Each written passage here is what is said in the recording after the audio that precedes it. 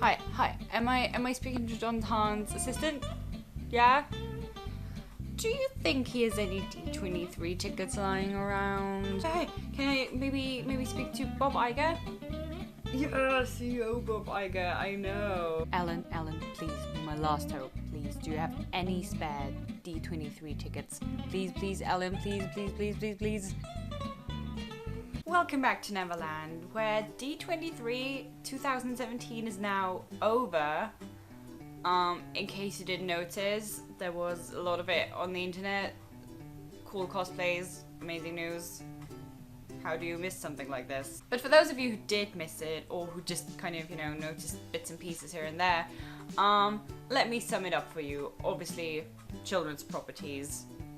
What I should say up front, I'm not probably going into detail with Marvel or Star Wars, not really my thing. There were so many announcements, infos about their upcoming films, like, up to 2020 or something. So, in order to kind of keep an overview of what happened, what I want to do is I want to kind of have a winner-loser section. For the overall winner here, I think in general the big winner were their live-action properties, because they have so much going on at the moment. And actually, Walt Disney Animation themselves didn't really have a lot to present, so picking a winner and a loser here is quite hard. But for a winner, I would definitely go for Wreck-It Ralph 2. I don't know if you know, but Wreck-It Ralph 2 is going to be about Ralph and Penelope, and I guess part of the rest of the gang, hitting the internet. They haven't totally told us how. I suppose it makes sense considering the popularity of, games on the internet or games that you play through your phones. I guess it makes sense.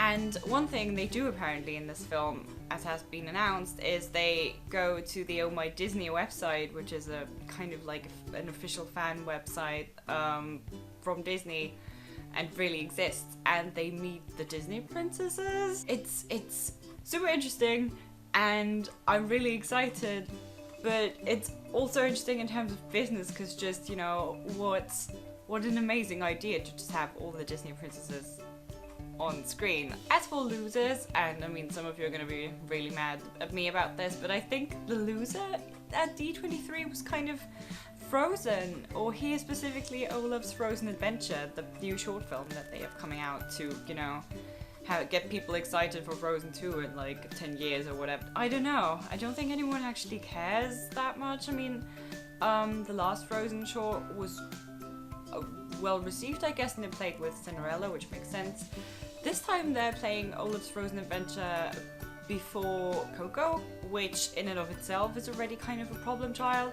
So having those go together maybe isn't that good of an idea. As for Pixar, they actually announced quite a few things. I mean, they obviously had the mini sequels that they've got planned. In terms of winner and loser, I think the winner here was Incredibles 2. I think people are just so excited for Incredibles 2. Incredibles 2 had a lot of new infos for us as well, which was, for example, Elastigirl being the new center of attention for this film, which I think generally is cool, and it makes sense because, we had Mr. Incredible as the main person of the first one. I mean, obviously what's going on here, they're kind of riding the feminism wave, which is good and bad, but I just hope they're not gonna trying to go all girl power, we are cool, strong girls, but just have a feminist equal relationship between these people. Unfortunately, in terms of Pixar losers, I think it's Coco. I think Coco is not doing very well, and not even Olaf's Frozen Adventure is gonna save it from that, I think. I think it's so great that Disney is trying to have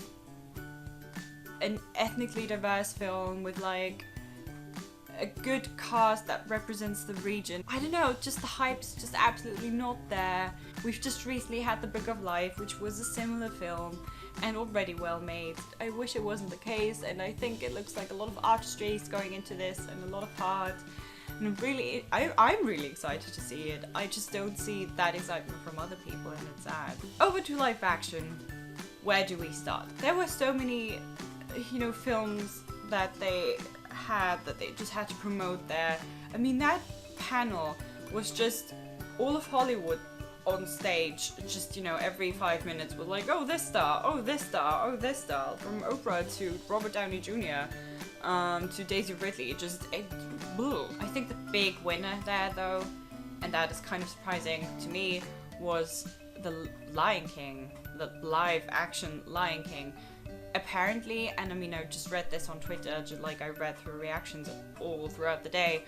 Apparently, they showed their new, you know, remake of the Circle of Life sequence from the very beginning of the film, and everyone was just absolutely stunned, and people were crying and shouting, and we're just really happy with it. And I mean, Jon Favreau, who's directing this, you know, coming off of the Jungle Book remake, you know, I think he's found his nook there. Yes, kind of unexpected, I think.